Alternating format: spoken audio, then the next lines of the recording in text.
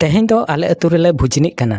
जाव शर्मा लेका गे चैत बंगा पुइलू रविवार खन तेसार रविवार धरी भुजनी रेना चलन मेना। तो आले दो दोसार रविवार रेले भुजनी लेना।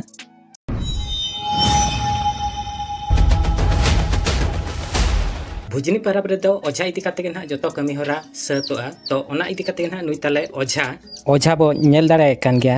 नुई दो ना माळांग कना जहां उनी दो ना ताले ओझा आर बारिया डंगो कोड़ा हांडार ना किन गो आका ओना सलाते मोळे होळ नितोंग दो ओकारे हांडार गिडिया ओंडे ना को सेटर आकना। ओंडे ओझा नितोंग दो बोंगाया। इना तायम ना सीमे अतिनिया। इना तायम बोंगा बुरु कमी होरा नितोंग दो एहब आकना। ओझा ना सिंदूर टिड़ा गया।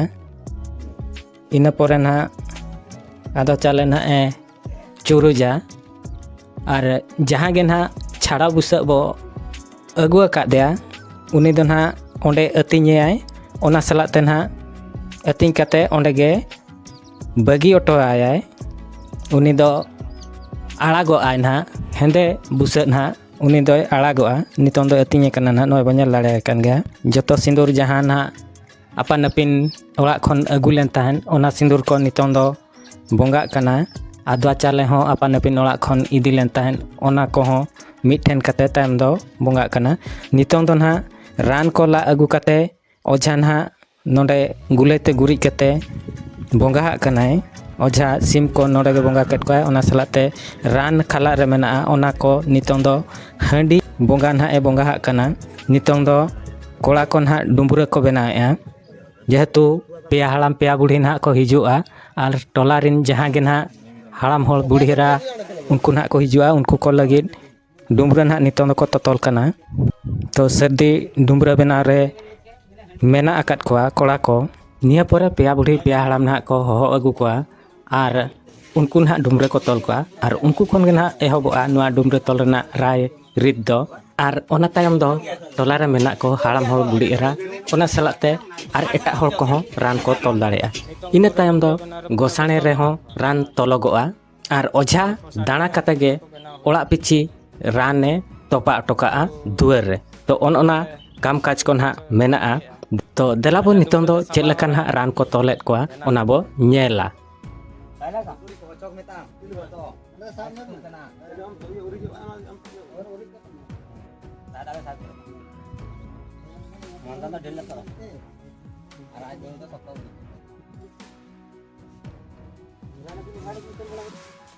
रान तोल हुई कते नितों दो पेया हड़ाम पेया बुढ़ी नोडे गे ना को गालमारा जे तेहें दो बाहरे रेगे दाका को दो बो चंदाया और बाहरे रे चंदा बड़ा कते भुजनी बुढ़ी तेहें दो ना दाका को और उतु को दा को दतनी को ओना को इदी कते तेहें दो ना भुजनी बुढ़ी को बोंगा हया कुड़ी को।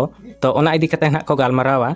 तो चेलका को गालमारा कना ओना गे ना देलाबो आंजोमा। तेहें दाना बन भुजनी कना बुझा बाहरे बन चंदाया दिन कलम चेत बंगा भुजनी ना अब सान्तार समाज भुजनी ताबन नोका नेल के अब पेया बुढ़ी जहां ना नय माने पातक ना कोन बिड़ी के पातक लेते एकदम ना बाहा तुलांग को टट पान वाट आलो को चमका मा नाली आ हाते ना अने बुढ़ी दाका को मेता बतु दाका को बुझो भुजनी का बज भुजनी जा को मेता बज गोटा दिसम बन बज गोटा दिसम का तेन भुजनी का अब गोटा दिसम भुजनी का को भुजनी लेका मनावा सेटा को अगिल हपन बाबा कति को अलिचोनाला ओनका गे हां बन मना बता। तो आले अतु रे नोका राय रीति दिकाते भुजनी परब ले मनाव केआ। नोआ दो आले नेल तियो हो चे बांगा उयहर तियो हो बांगा नोआ दो पहिल सेदाय खन नोका गे आले दो भुजनी ले मना अगुइया। तो आपे कोरे चेद लेका भुजनी ताबन पे मनाया और भुजनी परब चेद लेका पे परबो कना ओना इदी काते कमेंट सेक्शन रे ताबन लई पे और वीडियो चेद लेका बो बुझाव के कमेंट काते ताबो लई पे और वीडियो ताबो लाइक पे शेयर पे चैनल ताबो सब्सक्राइब पे वीडियो बो नेल पूरा कत खातिर अड़ी अड़ी सारहाव। ᱧᱟᱯᱟᱢ ᱟᱵᱚ ᱟᱨ ᱢᱤᱫᱴᱤᱡ ᱱᱟᱣᱟ ᱵᱷᱤᱰᱤᱭᱳ ᱨᱮ ᱢᱟ ᱛᱚᱵᱮ ᱢᱩᱪᱟᱹᱫ ᱨᱮᱫᱚ ᱥᱟᱱᱟᱢ ᱠᱚᱜᱮ ᱡᱚᱦᱟᱨ।